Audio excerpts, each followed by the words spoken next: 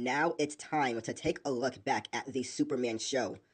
Unlike Batman, Superman never really got any shows after this, which was really too bad. He had the Ultra shows from the good old days, which were a lot of fun, but to me, I really think Superman needs a new show right now. Oh well, it would have a tough time beating this one anyways, as this is the definitive Superman cartoon, which really defined the character. I still consider this to be the definitive Superman portrayal. Between owning all of the cartoons for this one and the Batman show, our comic book collection is going strong. The show is called Superman the Animated Series, which was a much shorter series than the Batman show. But with around 50 episodes, give or take a little, I'd say that it still had a good run.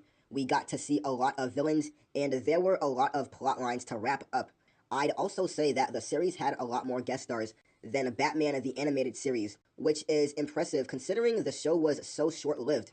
It doesn't have the same theater feel, but that's alright since Superman expects its position as more of a comic book series from start to finish. It's fantastic and gets pretty out there at times, but this is a Superman show, so that's really how it should be. There are many really good episodes, but let's talk about what could be the best one.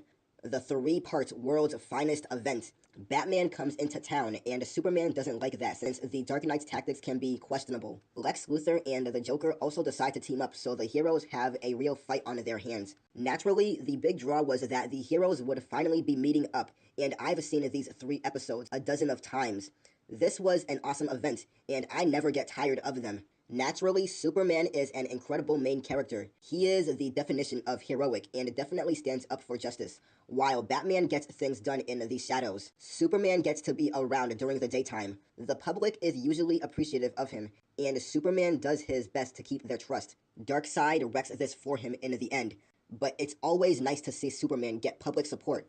After seeing so many heroes run from the government and be despised by the hero, Superman is always a nice contrast to that. While some may find his incredible abilities to make him boring, I'd say that they help him make him a great character. He is supposed to be virtually perfect, so then you can see how well we could all handle tough situations if we were invincible. Superman always makes the right calls and gets a great role model for someone. He's a little too tough in that sense, but he has to get nerfed down in just about every episode, or else it would be too easy. So get ready for a lot of plot holes involving the powers. Superman shouldn't lose just about any of the situations he's put in, but you can just assume that he's holding back and toying with his opponents. This is practically canon after Justice League anyways. Superman's supporting cast is much stronger than Batman's if you ask me. Naturally, Lois Lane has a huge role here, and she instantly beats the people surrounding Batman. She's constantly going on dangerous missions so that Superman could come in to the rescue. That being said, she can fight, and Lois is still prepared for many dangerous situations. It's just that she tends to attract super threats who aren't deterred so easily. Her bold personality has won many Lois Lane fans, and this is definitely the best portrayal of her character. She is supposed to be tough, sassy, and dependent. 3 traits that the show does a good job of showing. Beyond that, Superman's supporting cast doesn't really get huge roles. Perry White is around to remind Clark that he needs to step up his game. A drunk sailor is typically around to back up Superman. He's a nice guy, a good character, even if he could have used some more screen time. Lois doesn't appear very often either. I always find her to be a likable character back in the Smallville days, but the city life doesn't do her any wonders as she became the head of the fashion show and got tricked by the people in the know. She didn't handle the puppet lady so well, but since she knows Clark's true identity, at least she can typically count on a save since she's always pretty close in Metropolis. I've never been a big fan of Jimmy Olsen in any continuity, but he had some decent moments, I suppose. He certainly looks better here than in some other adaptations like Superman vs. Doomsday, where he sold out. Green Lantern makes a brief appearance and looks good. It was a nice way to see his origin story, even if he'd never really do much in the continuity again. Sinestro in that episode was really good. Another guest star for the series was The Flash, of course. He was certainly a fun addition to the team. Supergirl had a big role as she helped out in quite a few multi-part episodes. She was introduced a little late into the series, but she mastered her abilities with a great speed. Her powers never seemed to be as impressive as Superman's, but she helped fight off an invasion and cover for Superman when he was out of town. She even got some episodes to herself where she proved her mettle. Supergirl's always been a really fun character, and I'd say this is a show that nailed it in her portrayal. As for the villains, Superman definitely dealt with quite a few heavyweights during the series. Metallo was one of the mainstays who appeared quite a few times through the episodes. It's safe to say that he's nowhere near Superman's level in strength, but he did put up quite a few close fights thanks to his kryptonite. It's at least a running gag that he always clobbers Superman at least once with that gimmick. For the most part, I've always been a Metallo fan. He can be a little cheesy and act like a generic grunt at times, but for the most part, he's a pretty neat villain. That being said, I prefer Parasite. His gimmick has always been cool and can steal energy from Superman and grow stronger. I grew up with this design thanks to the GameCube design, and it always made me really think of him as a really cool villain. He's technically not much of a threat unless he can grab Superman, but he's able to do that quite often, so I guess that would make him a legitimate threat, right?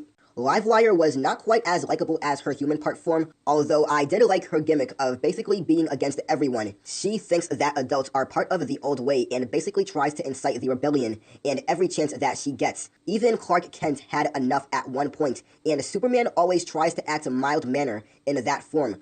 I do like Livewire's confidence, though, as she seriously believes that she can win.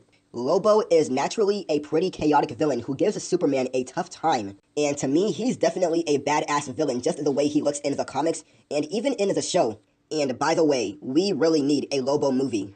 Then we get to Bizarro. I personally don't find Bizarro all that funny or entertaining. Typically, his stories just end up being tragic, and you can't help but feel bad for the guy. He gives Superman some tough fights, but he's typically just misunderstood. Granny Goodness is around, but she's really just there to be a weak villain who lets her minions do all the work for her. It's definitely hard to find any reason to like the character. The Furies are decent fighters, and I do like them as enemies for Superman and Supergirl, but her personalities aren't really existent. Another villain we have is Brainiac. He is definitely known as one of Superman's most deadly opponents. I mainly became a fan of him through the DC animated universe, as I liked his mecha design much more than the traditional green one. He could actually give Superman a pretty good fight when they met up, and his laser blast against Lex would definitely have some future ramifications. This genius always has a backup plan, and while it is not enough to take down someone like Superman, it makes up for good episodes. We then have Toyman. Toyman has always been a bit of a recurring villain for Superman. He can be amusing at times and unlikable for the rest of the episodes. I can't say that he's typically my kind of villain, although he's much better than other interpretations of the character. Although his whole villain is that he's strong, he's not very smart. I liked the fights between him and Superman, even though the senior Kent got involved. That's one of those episodes which had a lot of fun with the soundtrack, and Superman just seemed to be in shock for the whole fight. Once he snapped out of that, it was all game over.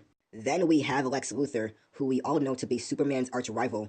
This was my first introduction to the character, and of all versions of Lex Luthor, this is by far the best version of the character. He is everything you'd expect to be in this series. He's smart, sinister, and manipulating. The best thing about Lex Luthor is that he doesn't need physical strength to take down Superman. His intelligence is all he needs. And last but not least, we have Darkseid. Darkseid has a fairly big role in the series. He does step out into the limelight when the time is right. He's a very strategic villain who rarely fights himself, even though he has the powers to do so. He prefers to break Superman through other means like telepathy. Naturally, Superman can crush him when going all out, but Darkseid has the edge otherwise. He can launch a pair of Omega Beams through Superman, which is Darkseid's most deadliest move. He's a villain who always has a threatening presence. Superman's animation is naturally solid as it came out during the prime of the Western animation. The fights are even better than the fights from the Batman animated series, as Superman trades blows with heavyweights like Darkseid and Lobo. Buildings are shattered, and Superman is taken to his very limits during some of these fights, and you will clearly be able to see everything as it unfolds. This definitely does not look dated, and should continue to look good for some time. The music can go from ancient to futuristic, but the elevator-styled piece to chaotic war themes. Superman really has it all, and it's why I'd say the soundtrack is very stunning. No matter what type of music you like, you should find some good themes to listen to during this show. Overall, Superman the Animated Series is definitely a great show. He makes for a great lead, and the characters who surrounded him are pretty good. Add in the solid soundtrack, good animation, and the fun battles, and you have a winner here.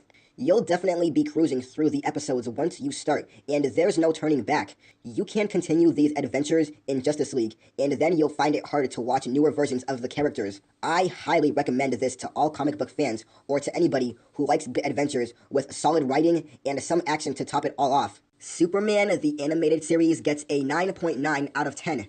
This is Red Wolf signing out, and I'll see you next time. Peace.